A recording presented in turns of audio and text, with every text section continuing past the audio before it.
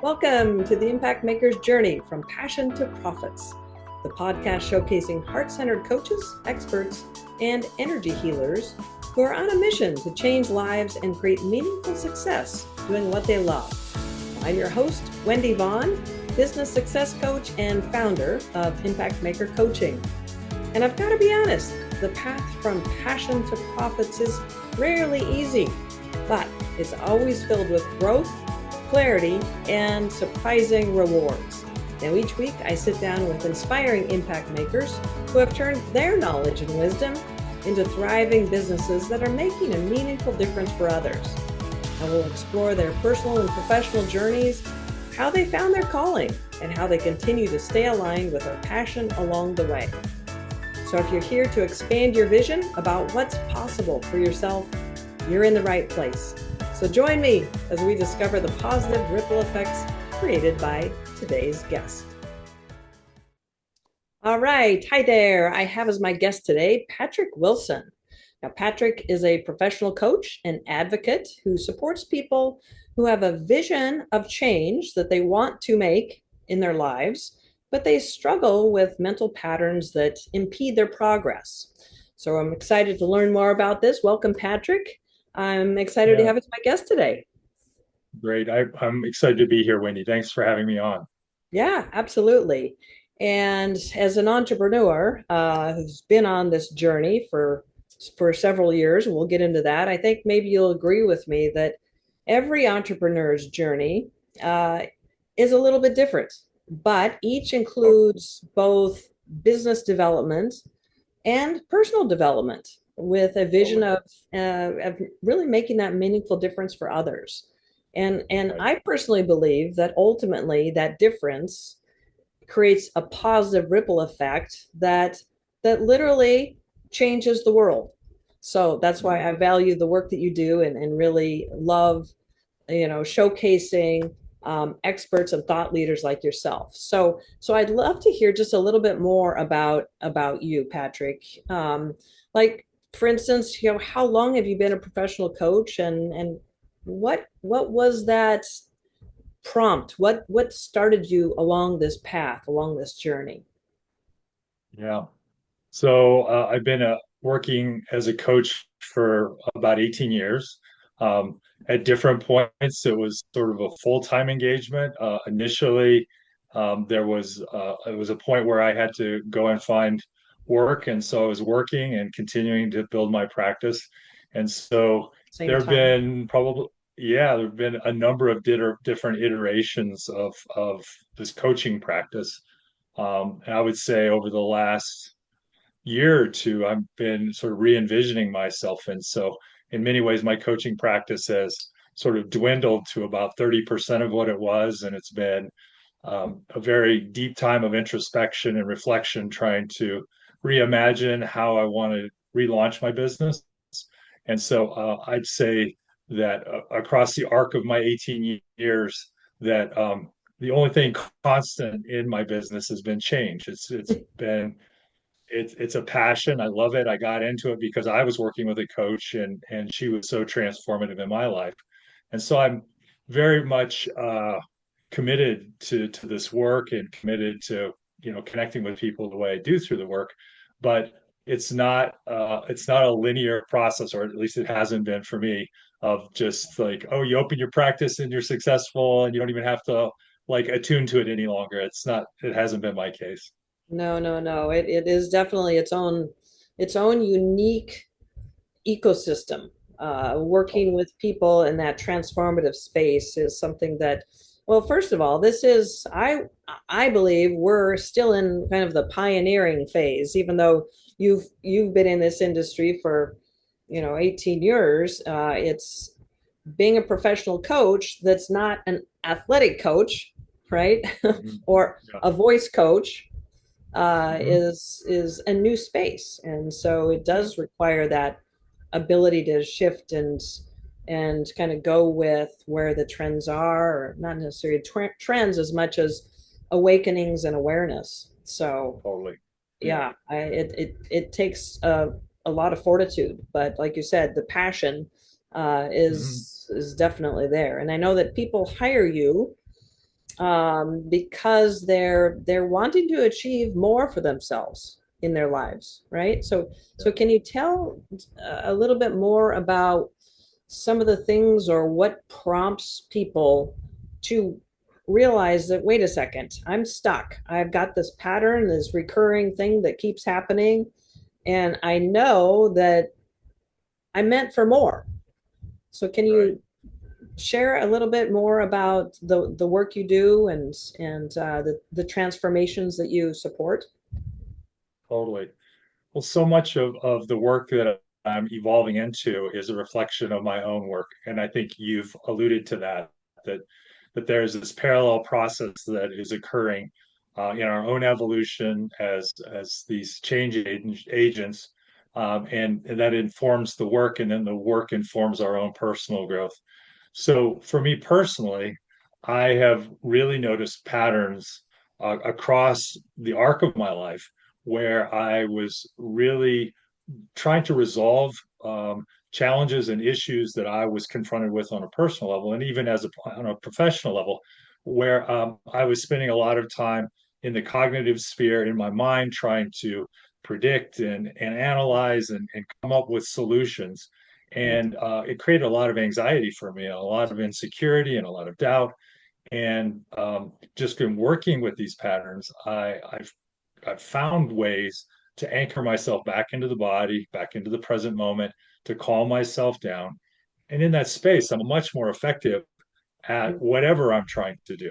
And Mm-hmm. so that's informed my own personal process. And I'm using a lot of that in the coaching work that I'm doing with my clients at this point.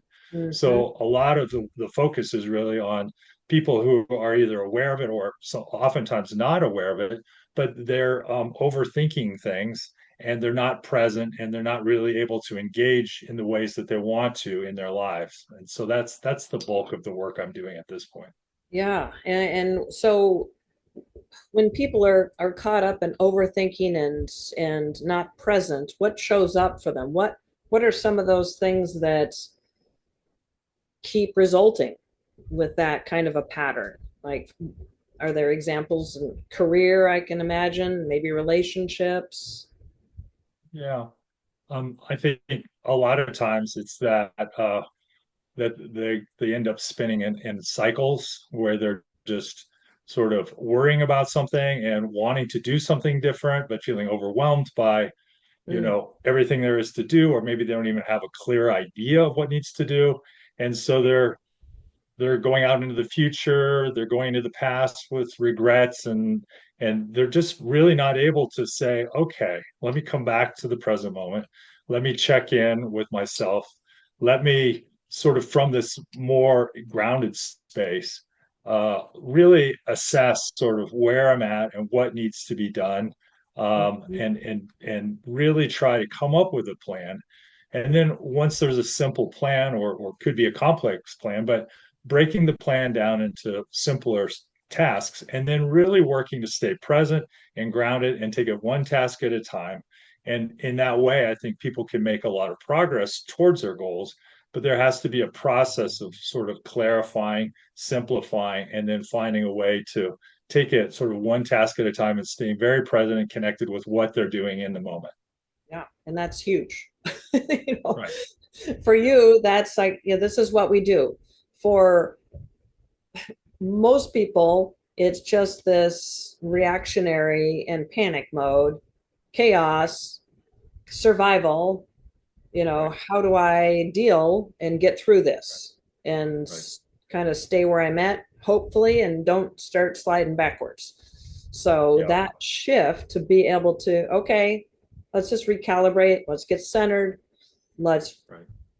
clear, and now think clearly. That takes an expert like yourself to support somebody to be able to do that, because it's definitely something that I don't know. I don't think it's taught in schools, but it sounds like it's a life No. skill that supports Yeah. people that want to advance their career, want to achieve peak performance, maybe in a sport, maybe in a profession. Not that a Yeah. sport isn't a profession, but you know what I mean. Um, and certainly relationships Yeah. that that pattern that can get triggered, that destructs things. So yeah, Yeah. that is really a powerful ability to be able to transfer to somebody. Can you maybe share a recent story of one of the clients that you've been working with or worked with in the past that was able to integrate this knowingness and ability to shift? Yeah. So I'm in a business development group right now, which is a short 4 week group. And there's another person that's in that group, and they were talking about wanting to do a promotional video that they were wanting to shoot. Um, and there was a lot of, you could tell there was hesitancy and concern about doing the video and then having it turn out a certain way. So there was a lot of narratives around what it meant to engage in the video Right. and yeah, Overthinking, like and right? how right, overthinking. And this person also plays the drums. They're in a band, and so we use playing the drums as a metaphor. And so this person talked a lot about having stage fright up until the point where the concert began. But once they started playing the drums, they immediately became present and focused and grounded in playing the drums. They weren't thinking about the concert. Now they were actually in the moment playing the drums. Mm, And in that space, their anxiety dissipates. They're just focused. They're just doing what their muscle memory and their body and everything they know to do. They're very, very much in the moment. And so use that as sort of a metaphor for how they could approach creating mm, the video and what would creating the video from that space look like. And we talked a lot about focusing on the breath and focusing just on the words that were coming up that needed to be shared. And we mm, also took away all the elements that could create stress for them. And we said, hey, let's just do this on your cell phone. Let's do it really quick. You know you're going to throw this away. This isn't even a recording you're going to keep. But mm, like just try to be present and engaged with your phone and sharing your message and see how that goes. And mm. it was super helpful. They were able to record a video. They learned a lot about what worked and what didn't work from going through that process. And I That's noticed that the transformation wasn't so much that the intervention was brilliant, it was that it got this person to start playing around with this thing called creative promotion video. So it's mm, sometimes just as simple as like, how can we playfully start something and see what happens from there? mm. Yeah, and the thing that has popped into my head was, and this is so common for people to just have these huge expectations for themselves, that it's got to be perfect or it's got to be, right out of the gate, we got to do this, or else doom and gloom, failure, game over. And so I love how you worked with them to say, just, let's just roll with this. We know it's a throwaway, so let's just roll with it and get this one out of the way. Yeah, Yep. that's Yeah. just just hearing that myself. I was like, I suddenly felt calmer as you were talking Well, about yeah. it. Yeah. And Just one of the taking away things I that like huge to say, expectation. yeah, one of the things I like to say is get out of your head and come to your senses. So come back to the present moment and just be with whatever we're doing in the moment. Mm-hmm. Yeah, no, I love that. And I think I've heard you reference in other places, or maybe it's on your website, this whole concept of balancing mind, referring to balancing the mind. So can you speak a little bit to that? Just because I think it's brilliant. Yeah, I think in our culture, that we really emphasize the mind, especially sort of in this technological age, Mm, with all this information. There's a big emphasis on knowing what's going on and learning and understanding. And so I think our culture as a whole really sort of emphasizes and values the mind and thinking and knowing and all of that. right. And I think there's a time and a place. I think the mind is an amazing tool when it's used properly. But I think so many of us don't use the mind in the way that I think it is optimally designed to be used. We end up worrying and doubting and, you Mm, know, feeling, anxious and indecisive and all these different thought patterns that really right. don't help us Just to engage. no, pulls us down. Yeah, right. Right. And Yeah. so balancing the mind for me is like if we're if we're out of balance towards the mind, if we're so emphasized as a culture, we're so used to spending so much time in our minds. It's like, well, how do you come in back into balance? Like what do you balance mind with? Hmm. And for me, it's almost like it's an invitation. It's almost a rhetorical question. Like, what do you balance mind with? And I think what we balance mind with is with our body, with our breath, with our senses, with motion, with movement, with activity, all the things that our body, we need our body for, and our body is always grounded in the present moment. So for me, balancing the mind means coming back to the body and coming back to the present moment. And that's really the core of a lot of the coaching work I'm doing at this point is inviting people to start playing around with this balance of when am I in my mind and when am I connected back to my body and how can I move back and forth in a really sort of efficient and effective way. On command or at choice versus, having like no idea how to. And it sounds like coming back into the body is really what allows for that clarity and confidence and a knowingness to then occur, Right. right? Absolutely. Yeah, Yeah. no, I love that. And And we obviously, you have a lot of passion uh, for doing this type of a work. I just yeah. you light up as you're talking about it, and I know it's the whole, pairing the passion with building a business is tricky. It's like, getting all new clothes and then realizing, oh yeah, but I've got to do laundry now. It's like the downside, right? But this passion and this skill and expertise, yeah, I got to turn it in. I want it to also provide a financial result and, make that big and meaningful difference. So for a lot of coaches and energy workers, it can be a very tricky balance. And Yeah. oftentimes the business building side of it kind of squashes or depletes the passion.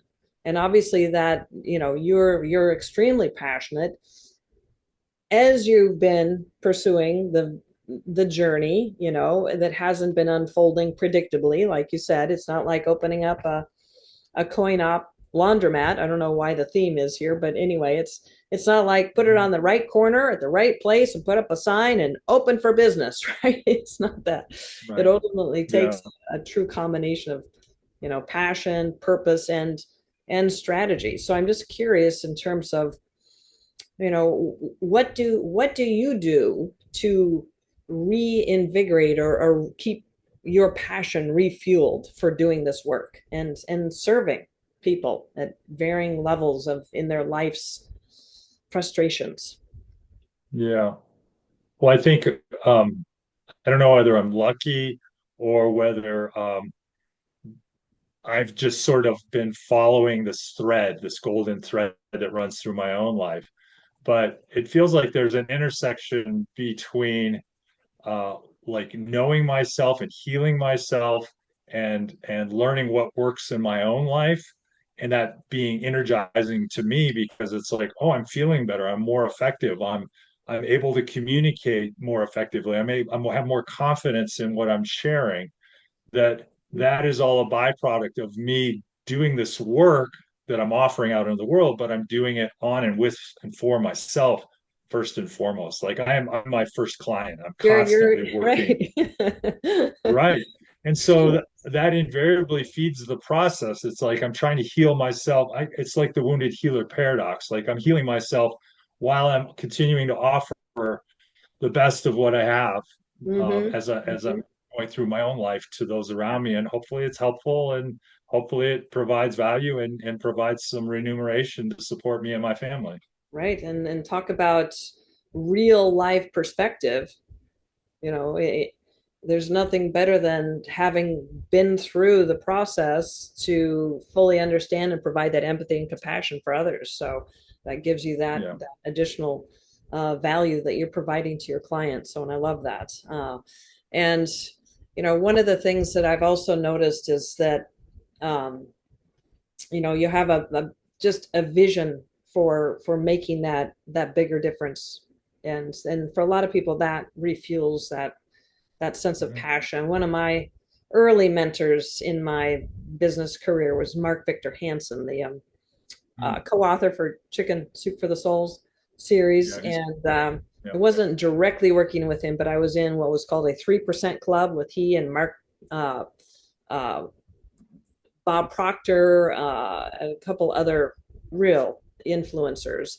And one of the things that Mark um, imparted with me was to say, Wendy, you just need to have a big, hairy, audacious goal, something that mm, just fuels you. So it gets you out of your own way. It yeah, puts everything into a different perspective.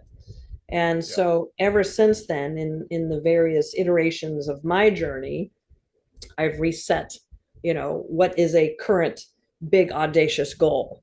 And yeah. it's always so enlightening and inspiring to do that. So I'm curious, is there something that has you like re-energized that you're seeing a bigger vision? I mean, we're in quite a reality right now, right? With the Totally. post-COVID pandemic and the political situation, and it just on and on and on. The environment, da da da da da da.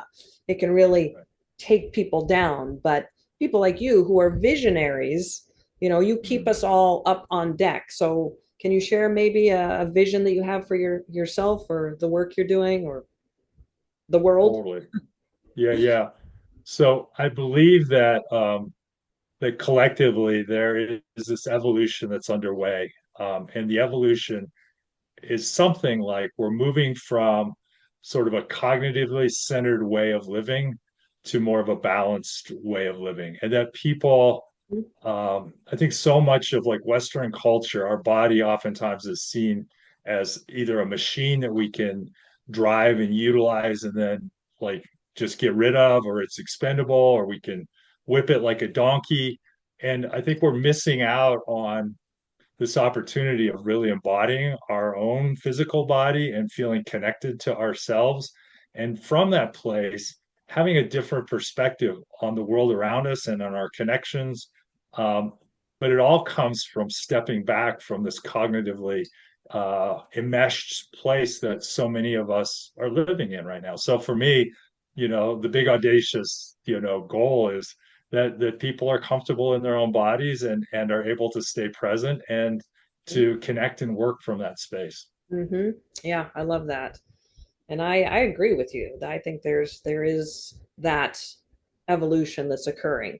More and more and Mhm. more people are opening up to that idea of creating that blue zone for themselves, that healing space, that regenerative and rejuvenative space, and so you are part of this evolution. I have no doubt about it. So, well, Totally. Patrick, Yeah. I've really enjoyed our conversation. And what is the best way for people to better understand if your approach and your methodology is really the answer to their quest for more, to get out of these patterns of that aren't serving them? What's the best next step?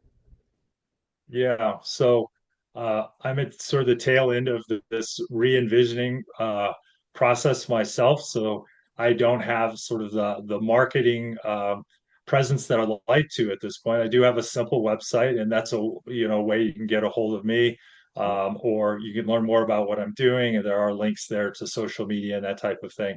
So that's probably the best thing at this point. Anybody that's interested, I'd be happy to have a conversation with them about the work I'm doing, or if they'd like to set up a sample session, I'd love to be able to offer that also. Oh, great. All right, excellent. Well, that's very generous to open up your calendar. So thank you so much for offering that. So listeners, be sure to look in the show notes for that link to Patrick's website. And just thank you again, Patrick, for sharing your journey, sharing your perspectives, expanding our view of what's possible, just Cool. becoming more connected with our bodies and getting out of our own ways. And it's not easy, so the work you do is really important. So thank you so much. Really appreciate all that you do, and it's just been my honor to showcase you on our show today. Thank you so much, Wendy. I really enjoyed being here. All right. Thank you.